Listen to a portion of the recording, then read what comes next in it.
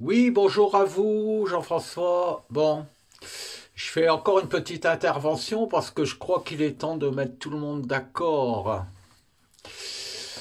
Il y a une chose qui n'est peut-être pas encore arrivée dans votre cervelle, mes personnes là, qui m'écoutez et ceux qui ne veulent pas m'écouter.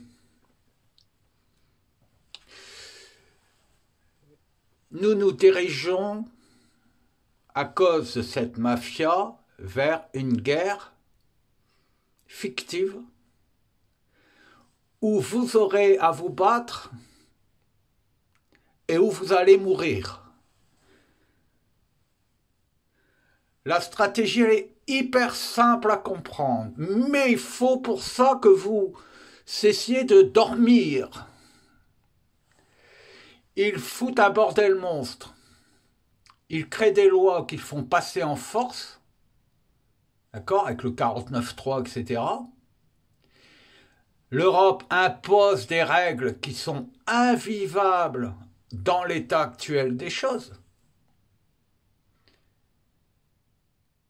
Puis, ils déclarent une guerre fictive contre un ennemi fictif qu'ils pourront considérer être la Russie. Ils mobilisent tous les hommes de France et d'Europe. Ils les obligent à partir à faire la guerre.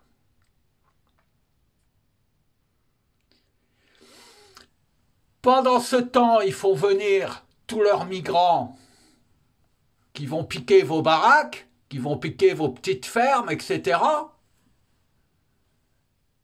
Vous allez être prisonnier de guerre, ou vous allez mourir à la guerre, ou vous allez être estropié. Le peu de personnes qui reviendra, sa maison aura été pris comme trésor de guerre ou comme réquisitionné par l'État. Donc vous n'aurez plus rien. D'accord? Pour la guerre, ils auront mis les lois militaires, donc toutes les constitutions, les lois qui viennent d'être mises en place de force et qui ont provoqué la colère seront les dernières lois connues. Donc ils font une guerre qui dure 1 an ou 2 ans. Ils font le ménage, tous les râleurs, même les autres, tout le monde est balayé. D'accord?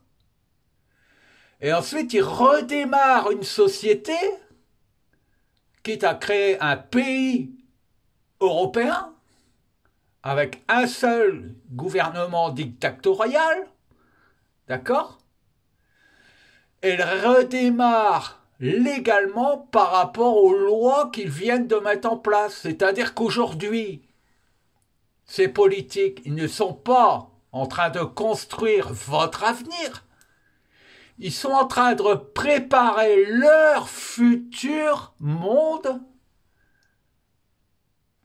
et ils sont en train de mettre en place la nouvelle structure de la société qu'ils redessinent aujourd'hui, qui n'est pas viable,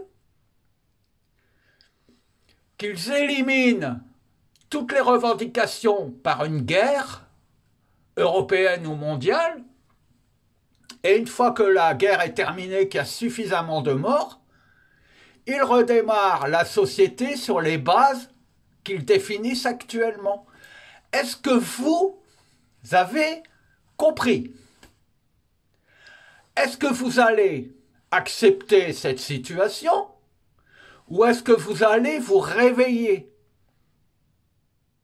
Est-ce que vous allez comprendre enfin que vous vous battez contre votre petit bout de nez alors que eux ont déjà 4 ou 5 ans d'avance sur la stratégie? La personne qui contredirait ce que je dis, elle doit considérer qu'elle est complice de ce système. Nous sommes dans ce cadre-là. Il n'y a pas d'autre alternative. Il n'y a pas d'autres explications. Alors, les artisans, les personnes, les individuels qui ne comprennent pas par exemple, que les tracteurs qui sont aujourd'hui aux portes de Paris sont les grands groupes financiers, les grands groupes agricoles, qui eux n'iront pas à la guerre et qui eux nourriront les pays pendant la guerre. Ils seront intouchables. Et ce sont eux qui auront le monopole de nous imposer de bouffer de la merde après-guerre si nous vivons encore. Vous comprenez maintenant un petit peu pourquoi ils bloquent les petits agriculteurs?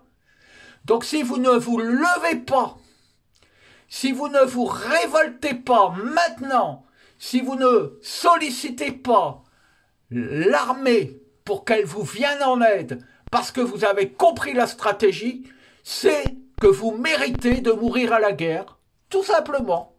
Préparez vos valises. Bisous à vous.